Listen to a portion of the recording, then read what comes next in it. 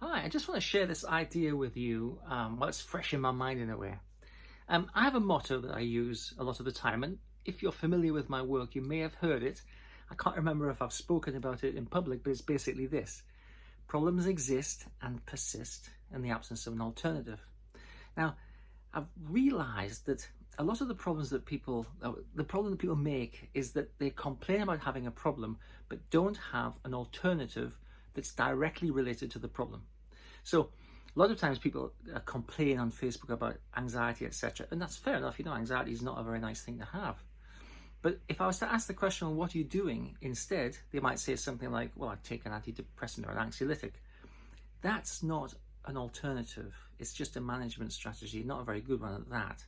You're still going to be anxious because the engine that drives the anxiety is not being challenged. So if someone was depressed, I might say, well, so, okay, what's your alternative to depression? And they may say, well, I go for a walk. I take the dog for a walk. That's a good thing to do. That's a really good thing to do for depression, but it's not an alternative to the engine that's generating the depression. So let's take anxiety. Anxiety is in principle an overestimation of threat. Therefore, we have to do something which constantly challenges the process that creates this anxiety, right? That creates this overestimation of threat.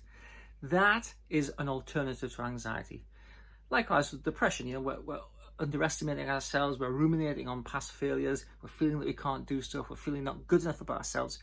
We have to find an alternative and practice that, and that is an alternative to depression. So I think the mistake that we make, or a lot of people make, is that they don't have an alternative to the problem. And that's because, of course, when we think about self-help CBT, we actually think about the problem of anxiety and depression in ways which creates an alternative, and therefore it's relatively easy to practice an alternative.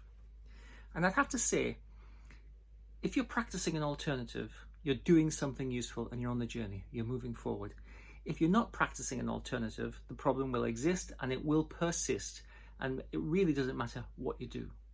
So a silly example, right? Say, I feel anxious and so I eat cheese, okay? Eating cheese has nothing to do with anxiety. It might make you feel a little bit more in control, but it is irrelevant to the process of anxiety. We've got to do something which is an alternative to the problem that we're struggling with. Otherwise, how will the problem ever be solved? If I have a problem with my car engine, I can paint the garage door. That does not solve the problem with the car engine, although it may make me feel as if I have a little bit more control in my life because I've got a nice garage door. So I wanted to share this with you because I know it's simple. It might even be so simple it seems so obvious, right? And yet, I find that as a general principle, most people who struggle and continue to struggle are not using an alternative to the problem, which is meaningful. It might just be doing something which, is a little bit helpful, but it's never going to address the actual issue because it's not the opposite of the issue. Thanks for taking the time to watch and listen.